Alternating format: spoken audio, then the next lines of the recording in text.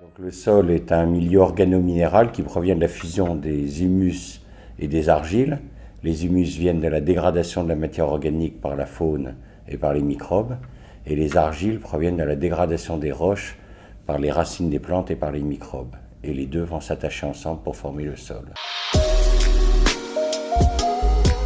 Donc un sol fertile est un sol qui va produire naturellement une plante à grande qualité gustative. Par exemple, un grand cru pour le vin va vous faire un grand vin. Un sol fertilisé, c'est un sol qui va produire une quantité d'aliments et non pas une qualité d'aliments, quantité qui sera liée à la quantité de fertilisants qu'on aura mis dans le sol. Pour rendre le sol fertile, il faut lui réapporter la teneur en matière organique dont il a besoin, c'est-à-dire la teneur qui permet de retenir les argiles du sol.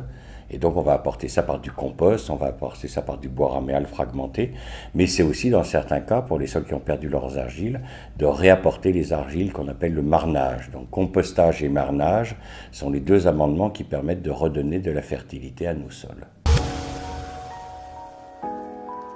Ce qui a changé, c'est qu'on a remplacé l'équilibre agro-silvopastoral, c'est le fait que chaque ferme avait à la fois des champs, des haies et des prairies, et on a remplacé ça par des modèles spécialisés. On a décidé de mettre tous les cochons en Hollande, en Belgique ou en Bretagne, et de mettre toutes les céréales en Beauce. On a cessé cet équilibre harmonieux et on a arraché toutes les haies. Donc ça a cassé cet équilibre. On a développé la coupe à blanc qu'on ne pratiquait pas avant. Avant, on pratiquait le taillis sous futaie, c'est-à-dire on laissait des grands arbres reproducteurs et ensuite on sélectionnait les jeunes plants qui poussaient et puis on a remplacé ça par la coupe à blanc en arrachant tout, en défonçant bulldozer, on escane beaucoup nos forêts. Puis on a fait une autre erreur, c'est qu'on en résine énormément, c'est qu'on remplace les feuillus, les chênes, les hêtres par des résineux qui eux acidifient et détruisent nos sols. Elle dira qu'on a énormément esquinté le patrimoine sol, c'est-à-dire leur patrimoine à eux, puisqu'ils seront nos héritiers, et ils ne seront pas, je pense, ils nous en voudront un petit peu de leur laisser un patrimoine en mauvais état. Je pense que ce qu'il faut conseiller à un agriculteur, c'est de passer en agriculture biologique ou biodynamique pour produire de la qualité, non pas de la quantité. Donc il faut qu'il sorte du mythe de la quantité. Cette quantité, en fait, lui coûte très cher, lui rapporte pas beaucoup. Monter une vache à 9000 litres de lait par an, il en dépense 7000 à peu près. Donc il vaut peut-être mieux faire une vache à 4000 litres de lait qui lui coûte beaucoup moins cher, qui lui rapporte 4000 litres, alors que l'autre ne lui rapporte que 2000. Les 8000, ils ont dépensé en soja, en salle de traite, en investissement.